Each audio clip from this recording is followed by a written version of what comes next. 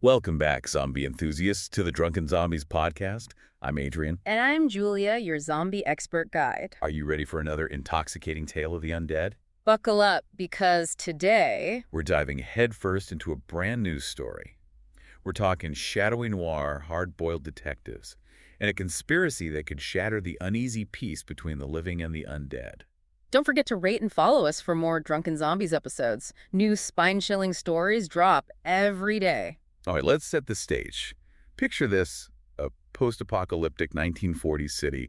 You've got those classic film noir vibes. Think dimly lit alleys, rain-slicked streets. But with a twist. Zombies, and not just mindless hordes, but integrated members of society. Yeah. It's a world where the living and the undead are trying to, well, coexist. Which is a lot harder than it sounds. And actually, when you've got characters like our protagonist, Vincent Graves, he's a detective trying to keep the peace in this precarious world.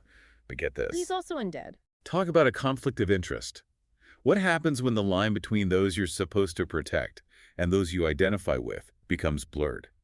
That's just one of the many thought-provoking questions this story raises. So the story kicks off with Vincent paying a visit to Jonathan Harker, A figure of authority respected by both the living and the undead. He brings Vincent a case with the potential to rip the city apart. A murder.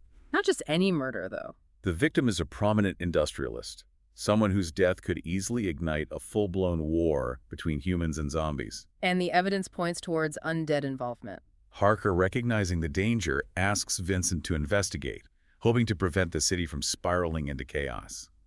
Vincent, sensing a larger conspiracy at play, accepts the case. He's drawn to the intrigue, but also, I think, to the chance to prove himself. As Vincent digs deeper, he starts hearing whispers of a shadowy group called The Order of the Pure. They believe the only good zombie is a dead zombie and are dedicated to cleansing the city. Think about it. In a world where the undead are trying to integrate this kind of fanaticism is like throwing gasoline on an already smoldering fire. Vincent quickly realizes that this case is far bigger than he initially thought. One of the things I find most intriguing is how the story weaves in this element of distrust even within the undead community. Vincent gets a tip from Edgar. A former jazz musician turned informant who warns him about the Order. He tells Vincent that they're responsible for the industrialist's murder. It was a message, a warning, and just the first step in their grand plan to eliminate all undead from the city. Chilly stuff, right? Now, what I love about Vincent is he's not the kind of guy to back down from a challenge. He starts assembling a team, a motley crew that reflects the diversity of this world. We've got a young undead street artist who can move through the city unseen, and a living weapons expert with his own grudge against the Order. It's interesting how Vincent, this undead detective, puts together a team that transcends the usual boundaries. It's like he's saying, we're stronger together, even when the world wants to keep them apart. And this ragtag team, following Edgar's lead, decides to take the fight to the Order. Their target, an abandoned power plant on the outskirts of the city where the Order is rumored to be operating. But as they infiltrate the plant, they discover it's a trap. The Order was waiting for them. They're ambushed, outnumbered, and quickly find themselves captured.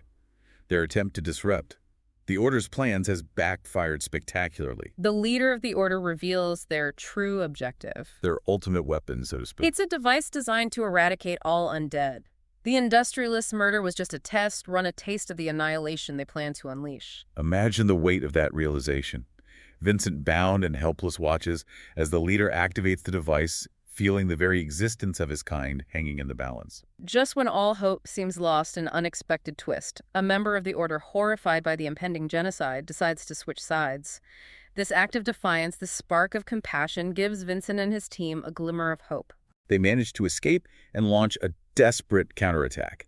And here's where it gets really interesting.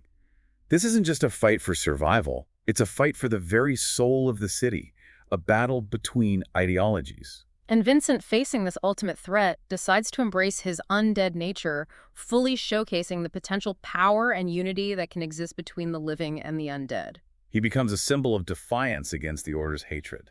In a pulse-pounding climax, Vincent manages to disable the device, thwarting the Order's plan and scattering their forces. It's a victory, yes, but a costly one. The power plant is in ruins.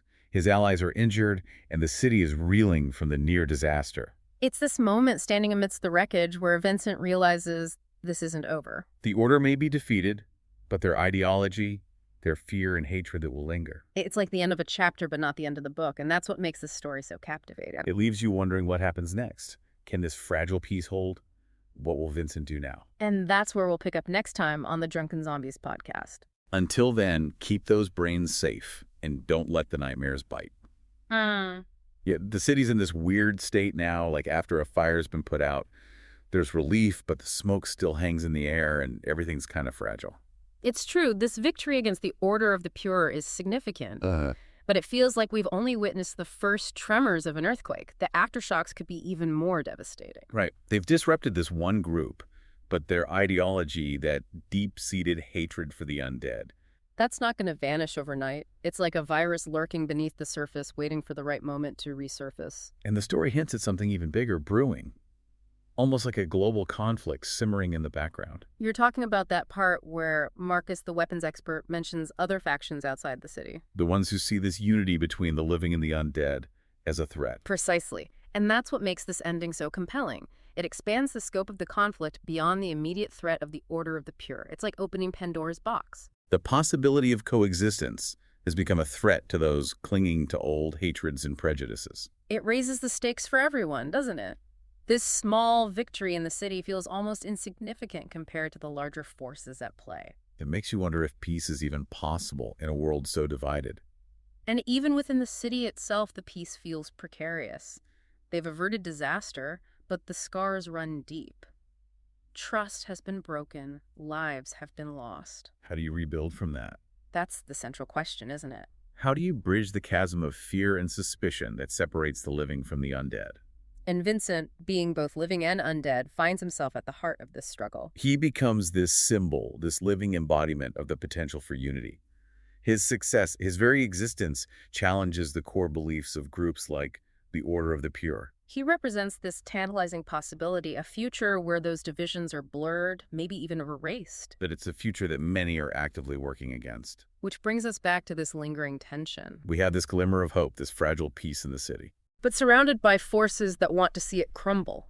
The order may be scattered, but their ideology remains. There are external forces who view this unity as a threat, waiting to exploit any weakness. And then there's Vincent. What will he do next? How will he navigate these treacherous waters? Will he be able to protect the city, both from external threats and from the internal divisions that threaten to tear it apart? It's a cliffhanger of epic proportions. And it's what keeps us coming back for more, right? We need to know what happens next to see if this fragile hope can withstand the coming storm. This is what the zombie genre does so well. It takes these complex themes, prejudice, fear, the very nature of humanity, And wraps them in a thrilling, action-packed narrative. It's not just about survival, is it? It's about confronting our own mortality, our fears, and our capacity for both compassion and cruelty. Absolutely. And this particular story goes beyond just survival. It explores the potential for reconciliation, for bridging the divides that separate us. Something we could all use a little more of in our own lives, wouldn't you say? Finding ways to connect with those who seem different, to understand and even empathize with those we might fear or misunderstand. Without a doubt, stories like this resonate because they offer a glimpse into a world both terrifying and hopeful. They challenge us to confront our own beliefs and consider the possibility of a future built on unity rather than division. This whole story really makes you think, what does it mean to be human, or undead for that matter? Where do those lines blur?